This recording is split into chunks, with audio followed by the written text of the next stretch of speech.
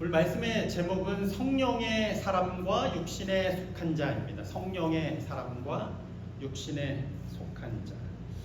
오늘 말씀을 전체적으로 읽은 부분만이 아니라 전체적으로 한번 읽어보면 바울의 단순하지 않은 굉장히 복잡한 심경이 잘 드러나고 있는 내용의 말씀입니다. 우리가 잘 알고 있듯이 하나님의 뜻 가운데 바울이 고린도 교회를 개척했고 자기가 가르치고 열심을 다해서 목회를 했는데 결국 기대에 미치지 못하고 너무나 연약한 모습을 보이고 있는 고린도 교회를 보자니 그 소식을 계속 듣자니 안타깝고 답답한 마음이 너무나 많이 묻어나고 있는 말씀입니다. 얼마나 답답했으면 이건 정말 좀 심한 거 아닌가 싶을 정도의 말을 바울이 그 교회를 향해서 아주 직접적으로 하고 있는 본문의 말씀입니다. 우리가 살고 있는 요즘 시대에 혹시라도 교회 내에서 이런 안타까운 마음을 아무리 가지고 있다고 목사가 이렇게 말을 했다가는 정말 난리가 날 수 있을 정도의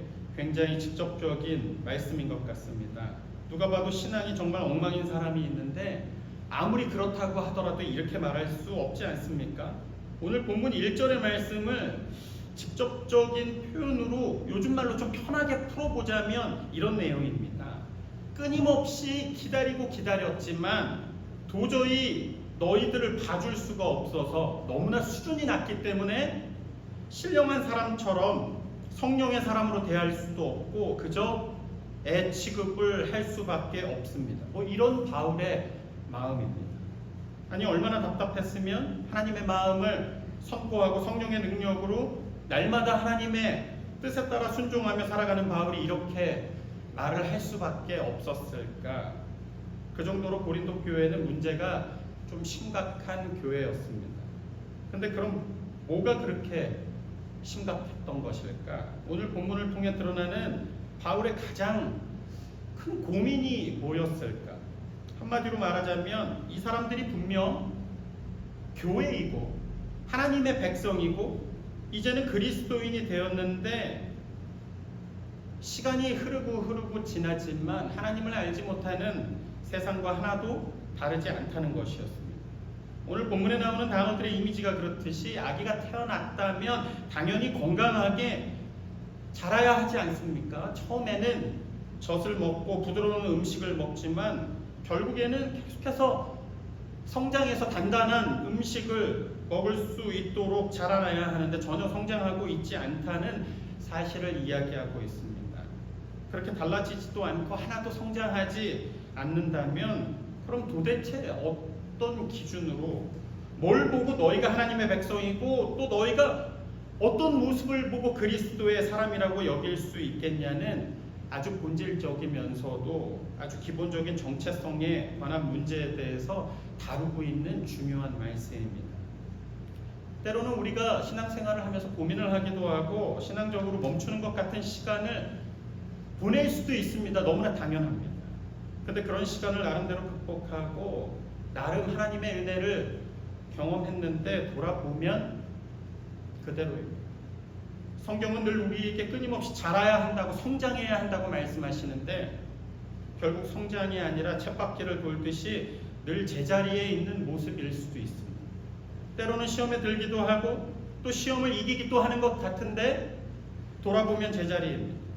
결국 오랫동안 그리스도인이라는 이름을 붙들고 살기는 하는데 전혀 성장하지 않는 게 보편적인 교회의 모습이 되어버렸습니다. 제 기억 속에 몇 년 전에 한국 사회를 정말 떠들썩하게 만들었던 시대의 사건이 하나 있었습니다. 이름만 대면 모두가 아는 특히 젊은 사람들에게 유명했던 화장품 회사 사장이 뭔가를 잘못해서 조사를 받는데 신기하게도 조사를 하면 할수록 사건이 이상한 방향으로 점점 더 커지는 것이었습니다. 처음에 구속이 된 이유는 너무 작아서 이제 하찮아서 더 이상 포커스를 두지 않고 오히려 다른 비리와 잘못들이 얼마나 커지고 심지어 전 한국 사회를 대상으로 정치인들, 법조인들, 검찰, 경찰, 심지어 언론인들까지 로비를 했던 대형 비리 사건이 드러나게 되었습니다. 근데 그 중에서 가장 충격적이고 주목이 되는 뉴스가 뭐였냐면 그 사람을 조사하는 검찰이라는 기관하고 또 최종적으로 그 사람의 죄를 선고해야 하는 판사가 너무나 깊이 이 비리에 연루되어 있었다라는 뉴스였습니다. 엄밀하게 얘기해서 현직 검사하고 현직 판사는 아니었지만 얼마 전까지도 검찰에서 요직에 있었던 부장검사를 했었고 또 판사를 했었던 여전히 영향력이 있는 사람들이 무려 100억 원이라는 돈을 받고 결국 그 사람을 무죄로 풀려나게 하기 위해서 엄청난 로비를 했다라는 내용이었습니다. 뭐 그럴 수도 있죠. 얼마든지 일어날 수 있는 내용의 일들입니다. 세상이 이런 뉴스만 있겠습니까? 얼마나 썩고 썩었는데 우리가 모르고 있는 것뿐이지 어쩌면 이것보다 훨씬 더 엄청난 일들이 얼마든지 있을 수 있고 또 실제로도 있을 것이 분명합니다. 원래도 부패했고 워낙 불법이 판치는 세상이기 때문에 안타까운 마음이 들 수는 있지만 뭐 그렇게 놀라운 일도 아닐 수 있습니다.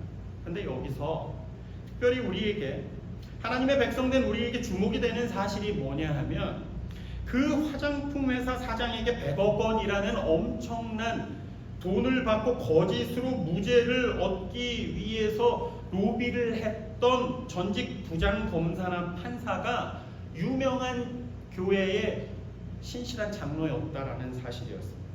이 사건에 등장하는 중요한 사람들을 살펴보면 애초에 법을 어겼던 화장품 회사 사장이 나오고 그 사람을 돕기 위해 엄청난 돈을 받은 전직 부장검사가 나오고 한 사람으로는 부족한 것 같아서 또 다른 전직 부장 판사 출신의 변호사가 나오고 언론인도 나오고 다양한 사람들이 뒤섞여 있는 복잡한 사건이었는데 그냥 하는 일만 봐서는 누가 그리스도인이고 누가 하나님을 알지 못하는 사람인지 도무지 구분이 안 간다는 사실입니다. 한 사회에서 엄청난 비리와 사건이 벌어졌는데 정작 그 사건을 자세히 들여다보니까 누가 그리스도인인지 누가 하나님을 전혀 알지 못하는 사람들인지 구분하기 어려운 현실이 되었다는 말씀입니다. 분명 이름은 그리스도인인데 살아가는 모습, 하는 짓만 봐서는 전혀 구분할 수가 없다는 사건이었습니다. 사실 제가 유독 이 사건만 말씀드려서 그렇지 지나간 뉴스들을 살펴보면 한국 사회에서 웬만한 굵직한 범죄와 우리를 놀라게 했던 사건들을 들여다보면 안타깝게도 신실한 그리스도인들이 단 한 번도 빠진 적이 없었을 정도입니다. 근데 이런 이중적이고 전혀 영적이지 않을 뿐만 아니라 지극히 세속적이고 하나도 그리스도인 같지 않은 이 모습이 단지 이 사람만의 문제가 아니라는 것이 더 큰 고민이고 더 큰 문제입니다. 오늘 본문에서 드러난 안타까움이 바로 동일한 바울의 고민이었고 또한 우리의 고민이 되어야 합니다. 분명 우리는 하나님의 부르심과 은혜 가운데 특별히 그분의 놀라우신 사랑으로 하나님의 자녀가 되는 권세를 얻었습니다. 그래서 우리가 스스로 누구에게든지 그렇게 소개하지 않습니까? 저는 그리스도인입니다. 누가 이름을 붙여주지 않아도 스스로 그리스도의 사람이라고 서슴없이 부르기도 합니다. 근데 우리는 하나님을 알지 못하는 세상하고 어떤 구분점을 가지고 있냐는 굉장히 본질적이고도 중요한 물음을 던져봐야 합니다. 오늘 말씀에 보면 굉장히 중요한 단어들이 등장하고 있습니다. 오늘 본문 고린도전서 3장 말씀을 살펴보면 바울은 분명히 두 종류의 그리스도인이 있다고 암시해서 말씀을 전합니다. 잘 구분하고 잘 이해를 해야 할 필요가 있습니다. 여기서 바울이 이야기하는 두 종류의 사람들은 하나님을 알지 못하는 세상 사람들하고 그리스도인을 의미하는 게 아니라 하나님을 믿는 그리스도인들 중에서 주님의 몸된 교회 안에서 두 종류의 다른 그리스도인이 있다는 의미입니다. 하나님을 알지 못하는 세상이 아니라 주님의 몸된 교회 안에서 그리스도인들을 두 가지로 구분하고 있는데 그게 뭐냐 하면 바로 성령의 사람과 육신에 속한 사람들입니다. 오늘 본문 1절 말씀에서 나오는 내가 신령한 자들을 대함과 같이 해서 신령한 자들, 그 단어를 그리스어 원문으로 보면 호스프뉴마티코스 여기 적혀져 있는 그 단어인데 원어 그대로 해석을 하자면 성령의 사람이라는 의미입니다. 그리고 뒤에 나오는 육신에 속한 사람들 호스 사르키노이스라는 단어를 사용하고 있는데 어떤 의미냐 하면 어린아이와 같이 성장하지 못한 사람들, 성령의 다스림과 인도하심을 받지 못하고 육신의 편한 대로 살아가는 사람들. 혹시라도 바울은 이런 부분을 사람들이 잘못 이해해서 교회 밖에 하나님을 알지 못하는 사람이라고 오해할까봐 바울은 친절하게도 바로 뒤에서 육신에 속한 자, 곧 그리스도 안에서 라고 구체적으로 설명을 하고 있습니다. 결국 교회 안에는 두 종류의 사람이 있는데 영적인 사람과 육적인 사람입니다. 영적인 사람은 성령의 인도하심에 따라 사는 사람이고 육적인 사람은 그 삶에서 하나님을 의존하거나 순종하지 않고 그저 자기 뜻대로 사는 사람들입니다. 여기서 우리가 놓치지 말아야 하는 중요한 전제는 교회 안에서입니다. 우리가 평소에 생각하지 않았던 구분법입니다. 예배를 드리느냐 아니냐가 아니라 기도를 하는 사람이냐 아니냐가 아니라 내가 고상한 종교적인 습관을 훈련하고 있느냐 아니냐가 아니라 설령 예배를 드린다고 하더라도 설령 내가 기도와 모든 종교적인 일들을 다 한다고 하더라도 우리의 삶이 결국 무엇을 따르고 무엇을 결정하고 어떻게 살아가고 있느냐에 따라서 우리가 누구인지가 결정되게 된다는 말씀입니다. 아무리 우리가 그리스도인이 되었다가 하더라도 그저 내가 하고 싶은 대로 그냥 내가 생각하는 대로 살아가는 사람은 미안하지만 성령의 사람이 아니라 육신에 속한 자라는 말씀입니다. 우리는 얼마든지 그리스도인인 것처럼 보일 수는 있습니다. 주일마다 교회에 가고 열심히 찬양을 하고 평소에 늘 교회가 삶의 주제가 될 수 있고 누가 보더라도 그리스도인이구나라고 생각하게 만들 수 있고 심지어 나 스스로도 속을 수도 있습니다. 마치 내가 하나님을 잘 믿고 있는 것처럼.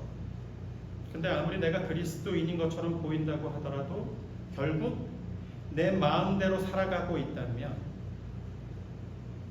성령의 인도하심에 관심이 없다면 성령에 순종할 수 없다면 내가 하고 싶은 대로 내가 원하는 대로만 살아가고 있다면 미안하지만 우리는 교회 안에 있어도 성령의 사람이 아니라 육신에 속한 자라는 말씀입니다. 그래서 3절 말씀에 보면 육신에 속한 자의 특징이 뭔지를 알려주고 있는데 3절 말씀입니다. 너희는 아직도 육신에 속한 자로다. 너희 가운데 시기와 분쟁이 있으니. 너희 가운데 뭐가 있다고요? 시기와 분쟁이 있으니. 육신에 속한 사람, 성령을 따르지 않는 사람은 다름 아닌 시기와 다툼에 사로잡힌 사람이라고 말씀이 설명하고 있습니다. 이게 정말 별거 아닌 말씀인 것 같지만 초대교회에서 이게 믿는 자들이 뒤섞여 있는 상황 속에서 하나님의 사람을 구분하는 굉장히 중요한 말씀 중에 하나였습니다. 교회 안에 성령의 사람과 육신의 사람들이 섞여 있는데 그 사람을 나누는 구체적인 기준이 얼마나 기도를 많이 했는지 얼마나 열심히 예배를 드렸는지가 아니라 그 심령 안에 시기와 다툼이 없어야 한다는 말씀입니다. 우리가 육신의 사람이 되지 않기 위해서 다른 말로 하면 성령을 근심케 하지 않는 성령의 사람이 되기 위해서는 기도를 하고 말씀을 보고 열심히 예배를 드리는 영적인 훈련도 중요하지만 당연히 중요합니다. 근데 그저 거기서만 머무는 것이 아니라 거기서 한 걸음 더 나아가 우리 삶에서 인격적인 훈련과 구체적인 삶의 모습으로 드러나는 것도 너무나 중요하다라는 바울의 고백입니다. 우리가 아무리 교회 안에서만 성숙을 외치고 거룩함이라는 소망으로 신앙을 이야기하는 것이 무슨 의미가 있겠냐는 바울의 안타까운 마음입니다. 교회 안에서도 이 사람이 성령의 사람인지 육신에 속했는지 내가 어디에 속해 있는지도 모르고 있는데 비록 교회 아니라고는 하지만 여기가 세상인지 교회인지 그 마음과 그 구체적인 삶을 보면 하나도 구분할 수가 없다는 말씀입니다. 사실 하나님께서 기뻐하시는 참다운 신앙이라는 것은 그저 세상에서 멀어지고 떨어질수록 빛이 나는 것이 아니라 세상과 함께 뒤섞여서 어울리고 함께 살아가지만 이상하게 더 분명하게 빛이 나고 드러날 수 있어요. 하지만 현실은 교회의 중요한 직분자들이 이 시대의 영성을 책임지는 목사와 지적인 엘리트들, 신앙적인 리더들이 교회 밖을 벗어나면 세상과 하나도 다르지 않은 똑같은 방식으로 살아가고 똑같이 생각하고 똑같은 모습으로 선택하고 살아가는 것이